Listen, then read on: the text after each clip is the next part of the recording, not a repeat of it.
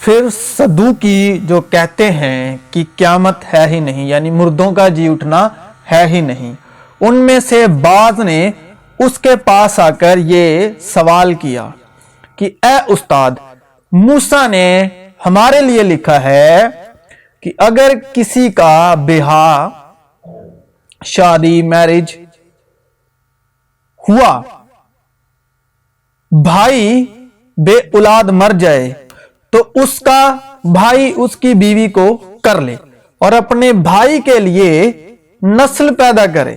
چنانچہ 7 بھائی تھے، پہلے نے بیوی کی اور بے اولاد مر گیا، پھر دوسرے نے اسے لیا اور تیسرے نے بھی، اسی طرح 7 بے اولاد مر گئے، 7 بھائی، آخر کو وہ عورت بھی مر گئی۔ پس قیامت میں وہ عورت ان میں سے کس کی بیوی ہوگی؟ کیونکہ وہ 7 کی بیوی بنی تھی۔ یسوع نے ان سے کہا، صدوقیوں سے، جو یہ بالکل نہیں مانتے تھے کہ قیامت یعنی مردوں کا جی اٹھنا اور فرشتے اور روح، اس کو یہ نہیں مانتے تھے کہ فرشتے ہوتے ہیں، روح ہوتی ہے اور مردوں کا جی اٹھنا نہیں ہوتا، یہ بالکل ہی نہیں مانتے تھے۔ تو یسوع نے ان سے کہا کہ اس جہان کے فرزندوں میں تو، یعنی وارث بیٹوں میں تو بیاہ شادی ہوتی ہے، اس جہان یعنی شریرک سنسارک جسمانی، لیکن جو لوگ اس لائق ٹھہریں گے کہ اس جہان کو حاصل کرے، اس یعنی آتمک جیون، آسمانی جیون، بادشاہت کا جیون، روحانی جیون، اور مردوں میں سے جی اٹھیں، ان میں بیاہ شادی نہ ہوگی، کیونکہ وہ پھر مرنے کے بھی نہیں، اس لیے کہ فرشتوں کے برابر ہوں گے، فرشتوں کے برابر، فرشتے نہیں، فرشتوں کے برابر، اور قیامت کے فرزند ہو کر، یعنی مردوں میں سے جی اٹھ کر خدا کے بھی فرزند، یعنی مردوں میں سے جی اٹھ کر خدا کے بیٹے ہوں گے۔ لیکن اس بات کو کہ مردے جی اٹھتے ہیں، موسیٰ نے بھی جھاڑی کے ذکر میں موسیٰ کے جھاڑی کے ذکر میں ظاہر کیا ہے۔ چنانچہ وہ خداوند کو ابراہیم کا خدا اور اسحاق کا خدا اور یعقوب کا خدا کہتا ہے، لیکن خدا مردوں کا خدا نہیں بلکہ زندوں کا ہے، کیونکہ اس کے نزدیک سب زندہ ہیں۔ تب بعض فقیہوں نے جواب میں اس سے کہا کہ اے استاد، تو نے خوب فرمایا۔ شلوم مسیح یسوع میں آپ سبوں کی سلامتی ہو۔ مسیح یسوع کے فضل سے، سچائی کی روح سے، روح القدس کی مدد سے ہم اس درشتانت میں سے، تمثیل میں، ادھارن میں سے، پرکاش یعنی مکاشفہ کے روح کی مدد سے روشنی ڈالنے جا رہے ہیں۔ پہلے اس جسمانی شریرک سنسارک جہان میں بیاہ شادی کا وشا ہے کیا؟ اکارڈنگ ٹو نیو ٹیسٹمنٹ، نئے عہد نامے کے مطابق، لیکن حرام کاریوں کے ادیسے سے ہر مرد اپنی بیوی اور ہر عورت اپنا شوہر رکھے۔ اس کے ادیسے سے، حرام کاریوں کے ادیسے سے ہر مرد اپنی بیوی، ہر عورت اپنا شوہر رکھے۔ جو باتیں تم نے لکھی تھی ان کی بابت یہ ہے، مرد کے لیے اچھا ہے کہ عورت کو نہ چھوئے، لیکن حرام کاریوں کے ادیسے سے ہر مرد اپنی بیوی اور ہر عورت اپنا شوہر رکھے۔ شوہر بیوی کا حق ادا کرے اور ویسا ہی بیوی شوہر کا۔ اب جسم کے کام تو ظاہر ہیں، یعنی حرام کاری سے بھاگو۔ جتنے گناہ آدمی کرتا ہے وہ بدن سے باہر ہیں، مگر حرام کار اپنے بدن کا بھی گناہگار ہے۔ بیوی اپنے بدن کی مختار نہیں بلکہ شوہر مختار ہے، اسی طرح شوہر بھی اپنے بدن کا مختار نہیں، مالک نہیں بلکہ بیوی۔ اب شادی بیاہ کا جو سلسلہ ہے وہ شروع کب، کہاں اور کیسے ہوا؟ اور سانپ کل دشتی جانوروں سے جن کو خداوند خدا نے بنایا تھا چلاک تھا، اور اس نے عورت سے کہا، औरत से कहा, क्या वाकई खुदा ने कहा है कि बाग के किसी दरख्त का फल तुम ना खाना? औरत ने सांप से कहा कि बाग के दरख्तों का फल तो हम खाते हैं, पर जो दरख्त बाग के बीच में है उसके फल की बाबत खुदा ने कहा है कि तुम ना तो उसे खाना और ना छूना, वरना मर जाओगे। तब सांप ने औरत से कहा कि तुम हरगिज ना मरोगे, बल्कि खुदा जानता है कि जिस दिन तुम उसे खाओगे तुम्हारी आंखें खुल जाएंगी और तुम खुदा की मानिंद नेको बद के जानने वाले बन जाओगे। औरत ने जो देखा कि वो दरख्त खाने के लिए अच्छा और आंखों को खुशनुमा मालूम होता है और अकल बख्शने के लिए खूब है, तो उसके फल में से लिया और खाया और अपने शौहर को भी दिया और उसने खाया। तब दोनों की आंखें खुल गई और उनको मालूम हुआ कि वो नंगे हैं, और उन्होंने अंजीर के पत्तों को सीकर अपने लिए लुंगियां बनाई। और उन्होंने खुदा की आवाज जो ठंडे वक्त बाग में फिरता था सुनी, और आदम और उसकी बीवी ने आपको खुदा के हजूर से बाग के दरख्तों में छिपाया। तो बीवी शब्द और शौहर शब्द, जब उसने उस फल को खाया और आदम को भी खिलाया और खाया और अपने शौहर, यहां पर शौहर शब्द रोशन होता है, शौहर शब्द आया, शौहर दूल्हा, और शौहर होते ही वो उसकी बीवी हुई। और उन्होंने खुदा की आवाज जो ठंडे वक्त बाग में फिरता था सुनी, और आदम और उसकी बीवी ने आपको खुदा के हजूर से बाग के दरख्तों में छिपाया। तो सीधी और साफ बात यह है कि आदम और औरत ने सबसे पहली बार बाइबल में यहां पर हरामकारी हुई बदन के वसीले से, और कायन की मानिंद ना बने जो उस शरीर से था। तभी आदम औरत का शौहर हुआ और औरत आदमी की बीवी और शौहर होने का इख्तियार खुदा की तरफ से नहीं, और सांप कुल दश्ती जानवरों से जिनको खुदा ने बनाया था, चालाक था, इसकी तरफ से है। क्योंकि खुदा ने औरत को हरामकारी के देशे से नहीं बल्कि मददगार के तौर पर दिया था, और खुदा ने कहा कि आदम का अकेला रहना अच्छा नहीं, मैं उसके लिए एक मददगार उसकी मानिंद बनाऊंगा। और आदम ने कुल चौपाओं और हवा के परिंदों और कुल दश्ती जानवरों के नाम रखे, पर आदम के लिए कोई मददगार उसकी मानिंद ना मिला। और खुदा ने आदम पर गहरी नींद भेजी और वो सो गया, और उसने उसकी पसलियों में से एक को निकाल लिया और उसकी जगह गोश्त भर दिया। और खुदा उस पसली से जो उसने आदम में से निकाली थी एक औरत बनाकर, मददगार बनाकर उसे आदम के पास लाया। और आदम ने कहा कि ये तो अब मेरी हड्डियों में से हड्डी और मेरे गोश्त में से गोश्त है, इसलिए वो नारी कहलाएगी। ये आदम ने कहा क्योंकि वो नर से निकाली गई। और उसने यानी खुदा ने औरत को आने वाले यानी रूहुल कुद्स की मिसाल के तौर पर, तमसील के तौर पर आदम से निकाला था, मददगार के तौर पर, जो मसीह के वसीले जाहिर होने वाला मददगार यानी रूहुल कुद्स, जो मसीह के वसीले वादे के सबब जाहिर होने वाला था, आज के वक्त के लिए, वायदे की संतान के लिए, ईमान की संतान के लिए। लेकिन मददगार यानी रूहुल कुद्स जिसे बाप मेरे नाम से भेजेगा, वो ही तुम्हें सब बातें सिखाएगा और जो कुछ मैंने तुमसे कहा है वो सब तुम्हें याद दिलाएगा। तो जो औरत निकाली गई वो मददगार की तमसील थी। तो औरत जो आदम से निकाली गई थी वो रूहुल कुद्स की तमसील थी। लेकिन जब वो मददगार आएगा जिसको मैं तुम्हारे पास बाप की तरफ से भेजूंगा, यानी सच्चाई की रूह जो बाप की तरफ से निकलती है, तो वो मेरी गवाही देगी। तो कोई भी इंसान आदमजाद खुद इख्तियार नहीं रखता कि मसीह यस्सु के जिंदा होने की गवाही दे सके, बल्कि वो मददगार यानी सच्चाई की रूह जो बाप की तरफ से निकलती है, वो मसीह यीशु की गवाही देती आ रही है, अब तक गवाही दे रही है और आगे मौजूदा जहान में गवाही देती रहेगी। और फरीसी उसे आजमाने के वास्ते उसके पास आए और कहने लगे, क्या हर एक सबब से अपनी बीवी का छोड़ देना रवा है?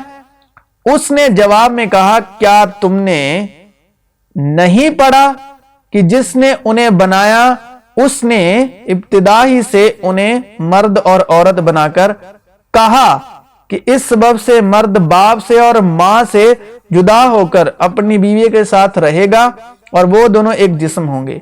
अब ये फरीसी हैं, पहले जिनकी हमने बात कही वो सदूकी थे, अब ये फरीसी हैं। फरीसी मसीह यीशु के पास आए, बस वो दो नहीं बल्कि एक जिस्म है, इसलिए जिसे खुदा ने जोड़ा है उसे आदमी जुदा ना करे। उन्होंने उससे कहा, फिर मूसा ने क्यों हुक्म दिया है कि तलाकनामा देकर उसे छोड़ दे? उसने उनसे कहा कि मूसा ने तुम्हारी सख्त दिली के सबब तुम्हें अपनी बीवियों के छोड़ देने की इजाजत दी, मगर इब्तिदा से ऐसा ना था। और मैं तुमसे कहता हूं कि जो कोई अपनी बीवी को हरामकारी के सिवा किसी और सबब से छोड़ दे और दूसरी से ब्याह करे, वो जिना करता है, और जो कोई छोड़ी हुई से ब्याह कर ले वो भी जिना करता है। शागिर्दों ने उससे कहा कि अगर मर्द का बीवी के साथ ऐसा ही हाल है तो ब्याह करना ही अच्छा नहीं। उसने उनसे कहा कि सब इस बात को कबूल नहीं कर सकते, यानी यीशु मसीह ने अपने शागिर्दों से कहा कि सब इस बात को कबूल नहीं कर सकते, मगर वो ही जिन्हें ये कुदरत दी गई है, क्योंकि बाज खोजे ऐसे हैं जो मां के पेट ही से ऐसे पैदा हुए, और बाज खोजे ऐसे हैं जिन्हें आदमियों ने खोजा बनाया, और बाज खोजे ऐसे हैं जिन्होंने आसमान की बादशाहत के लिए अपने आप को खोजा बनाया।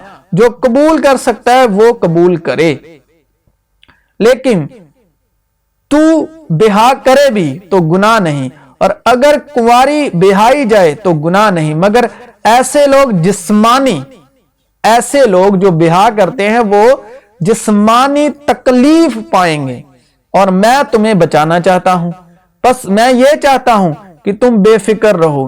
बेब्याह शख्स खुदावंद की फिक्र में रहता है कि किस तरह खुदावंद को राजी करे, मगर ब्याया हुआ शख्स दुनिया की फिक्र में रहता है कि किस तरह अपनी बीवी को राजी करे। ब्याही और बेब्याही में भी फर्क है। बेब्याही खुदावंद की फिक्र में रहती है ताकि उसका जिस्म और रूह दोनों पाक हों, मगर ब्याही हुई औरत दुनिया की फिक्र में रहती है कि किस तरह अपने शौहर को राजी करे। ये तुम्हारे फायदे के लिए कहता हूं, ना कि तुम्हें फंसाने के लिए। विवाह का, शादी का, बाइबल का सीधा सीधा संबंध हरामकारी से है, उपचार से है, भोग से है, सेक्स से है, काम से है। क्या तुम नहीं जानते कि बदकार खुदा की बादशाहत के वारिस ना होंगे? फरेब ना खाओ, ना हरामकार खुदा की बादशाहत के वारिस होंगे। ना बुतप्रस्त, ना जिनाकार, ना अय्याश, ना लौंडेबाज, ना चोर, ना लालची, ना शराबी, ना गालियां बकने वाले, ना जालिम। और बाज तुम में ऐसे ही थे भी, मगर तुम खुदावंद यीशु मसीह के नाम से और हमारे खुदा की रूह से धुल गए और पाक हुए और रास्तबाज भी ठहरे। क्योंकि जो जिस्मानी है वो जिस्मानी बातों के ख्याल में रहते हैं, लेकिन जो रूहानी है वो रूहानी बातों के ख्याल में रहते हैं। लेकिन तुम जिस्मानी नहीं बल्कि रूहानी हो, बशर्ते कि खुदा की रूह तुम में बसी हुई है। मगर जिसमें मसीह की रूह नहीं वो उसका नहीं। और जिस्मानी नियत मौत है, मगर रूहानी नियत जिंदगी और इत्मीनान है। जिंदगी यानी हमेशा की जिंदगी, जिंदगी यानी इत्मीनान यानी शांति, शलोम, पीस है। इसलिए कि जिस्मानी नियत खुदा की दुश्मनी है। जिस्मानी नियत खुदा की दुश्मनी है, क्योंकि ना तो खुदा की शरीयत के ताबी है ना हो सकती है। रही बात इस कलाम की پس وہ دو نہیں بلکہ ایک جسم ہے، اس لیے جسے خدا نے جوڑا ہے اسے آدمی جدا نہ کرے۔ یہ کلام جسم اور روح القدس کے حق میں گواہی دیتا ہے، جن کو آدمی نے جدا کیا، یعنی پہلا آدم، نہ کہ جسم کے حوالے سے جسمانی، شریرک، سنسارک شوہر اور بیوی کے حق میں۔ چنانچہ لکھا بھی ہے کہ پہلا آدمی یعنی آدم زندہ نفس بنا، پچھلا آدم زندگی بخشنے والی روح بنا، لیکن روحانی پہلے نہ تھا بلکہ نفسانی تھا یعنی جسمانی تھا، اس کے بعد روحانی ہوا۔ پہلا آدمی زمین سے یعنی خاکی تھا، دوسرا آدمی آسمانی ہے یعنی یشوع مسیح۔ آسمانی بھی جسم ہے اور زمینی بھی، مگر آسمانیوں کا جلال اور ہے، زمینیوں کا اور۔ تو آسمانی نیت آپ کو آسمانی بناتی ہے اور جسمانی نیت آپ کو جسمانی بناتی ہے۔ آفتاب کا جلال اور ہے، مہتاب کا جلال اور، ستاروں کا جلال اور، کیونکہ ستارے کے جلال میں فرق ہے۔ مردوں کی قیامت بھی ایسی ہی ہے، جسم فنا کی حالت میں بویا جاتا ہے اور بقا کی حالت میں جی اٹھتا ہے، بے حرمتی کی حالت میں بویا جاتا ہے اور جلال کی حالت میں جی اٹھتا ہے، کمزوری کی حالت میں بویا جاتا ہے اور قوت کی حالت میں جی اٹھتا ہے۔ نفسانی جسم بویا جاتا ہے اور روحانی جسم جی اٹھتا ہے۔ جب نفسانی جسم ہے تو روحانی جسم بھی ہے، اور جتنوں نے اپنی خواہشوں کو چھوڑ دیا انہوں نے اپنے آپ کو مسیح کے ساتھ، یشوع مسیح کے ساتھ صلیب پر کھینچ دیا، کیونکہ وہی ہماری صلح ہے جس نے دونوں کو ایک کر لیا اور جدائی کی دیوار کو جو بیچ میں تھی ڈھا دیا۔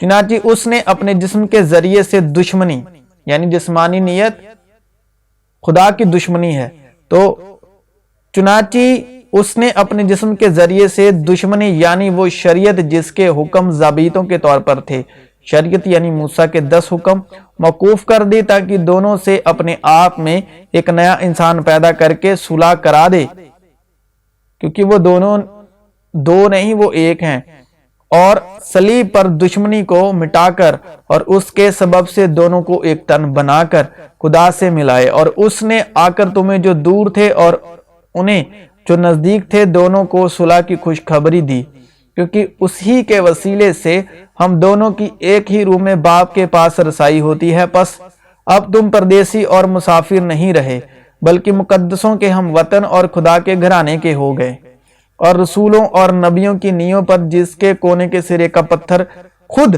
مسیح یسوع ہے تعمیر کیے گئے ہو، اسی میں ہر ایک عمارت مل ملا کر خداوند میں ایک پاک مقدس بنتی جاتی ہے، اور تم بھی اس میں باہم تعمیر کیے جاتے ہو تاکہ روح میں خدا کا مسکن بنو، کیونکہ جسم روح کے خلاف خواہش کرتا ہے اور روح جسم کے خلاف، اور یہ ایک دوسرے کے مخالف ہیں۔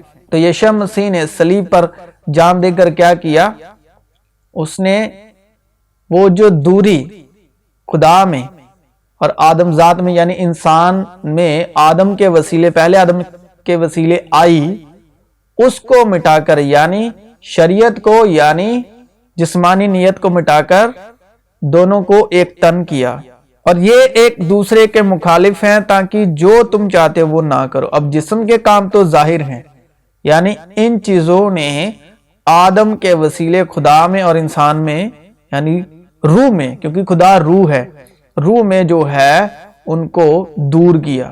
تو کوئی لکھا ہے آدمی جن کو خدا نے جوڑا ہے جدا نہ کرے، تو آدم کی وجہ سے انسان اور روح الگ ہوئے، کیونکہ خدا روح ہے۔ اب جسم کے کام تو ظاہر ہیں، یعنی حرام کاری، ناپاکی، شہوت پرستی، بت پرستی، جادوگری، عداوتیں، جھگڑا، حسد، غصہ، تفریقیں، کیونکہ غصہ جو ہے راست بازی کا کام نہیں کرتا، جدائیاں، بدعتیں، بغض، نشے بازی، ناچ رنگ اور ان کی مانند، ان کی بابت تمہیں پہلے سے کہہ دیتا ہوں، جیسا کہ پیشتر جتا چکا ہوں کہ ایسے کام کرنے والے خدا کی بادشاہت کے، خدا کی یعنی روح القدس کے، سچائی کی روح کے وارث نہ ہوں گے، خدا کی بادشاہت۔ اور جو مسیح یسوع کے ہیں انہوں نے جسم کو اس کی رغباتوں اور خواہشوں سمیت صلیب پر کھینچ دیا ہے، मगर रूह का फल मोहब्बत, खुशी, इत्मीनान, तहम्मुल, मेहरबानी, नेकी, ईमानदारी, हिल्म, परहेजगारी है। ऐसे कामों की कोई शरीयत मुखालफत नहीं, कोई कानून चाहे वो कितना भी बड़ा हो, चाहे मूसा की शरीयत क्यों ना हो, मुखालफत नहीं। मगर खुदा ने अपने रहम की दौलत से, कौन सी दौलत? रुपए पैसे की दौलत नहीं, रहम, रहम दया, रहम की दौलत से उस बड़ी मोहब्बत के सबब जो उसने हमसे की, जब कसूरों के सबब मुर्दा ही थे तो हमको मसीह के साथ जिंदा किया। तुमको फजल ही से नजात मिली है, कृपा से जो है मुक्ति मिली है, नजात मिली है, आजादी मिली है, क्योंकि आजाद रहने के लिए मसीह ने हमें आजाद किया। और जहां कहीं रूह है वहां आजादी है, क्योंकि रूह सच्चाई है। और मसीह यस्सु में शामिल करके उसके साथ जिलाया और आसमानी मुकामों पर उसके साथ बिठाया, ताकि वो अपनी उस मेहरबानी से जो मसीह यस्सु में हम पर है, आने वाले जमानों में अपने फजल की बेनिहायत दौलत दिखाए। अब रुपए पैसे की दौलत नहीं,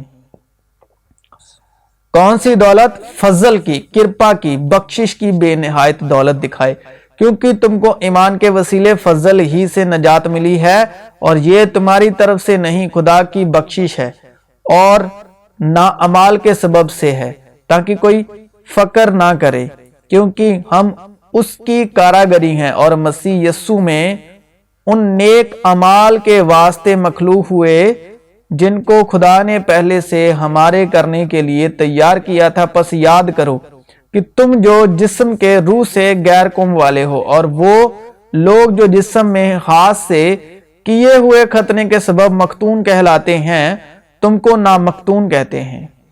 अगले जमाने में मसीह से जुदा और इजराइल की सल्तनत से खारिज और वादे के अहदों से नावाकिफ और ना उम्मीद और दुनिया में खुदा से अलहिदा थे। मगर तुम जो पहले दूर थे, अब मसीह यस्सु में मसीह के खून के सबब से नजदीक हो गए हो, और उसने तुम्हें भी जिंदा किया जब अपने कसूरों और गुनाहों के सबब मुर्दा थे, जिनमें तुम पेशतर दुनिया की रविश पर चलते थे और हवा की अमलदारी के हाकिम यानी उस रूह की पैरवाई करते थे जो अब नाफरमानी के फर्जंदों में तासीर करती है। इनमें हम भी सब के सब पहले अपने जिस्म की ख्वाहिशों में जिंदगी गुजारते और जिस्म और अकल के इरादे पूरे करते थे, और दूसरों की मानिंद ताबे तौर पर गजब के फर्जंद थे। जिसको बीवी मिली उसने तोहफा पाया, और उस पर खुदावंद का फजल हुआ, क्योंकि उसकी मामूरी में से हम सब ने पाया, यानी फजल पर फजल। इसलिए कि शरीयत तो मूसा की मार्फत दी गई, यानी 10 हुक्म यानी कानून मूसा की मार्फत दी गई, मगर फजल और सच्चाई, फजल और सच्चाई यीशु मसीह की मार्फत पहुंची। बस आओ हम फजल के तख्त के पास दिलेरी से चलें, ताकि हम पर रहम हो और वो फजल हासिल करे जो जरूरत के वक्त हमारी मदद करे। खुदावंद यीशु मसीह का फजल तुम पर होता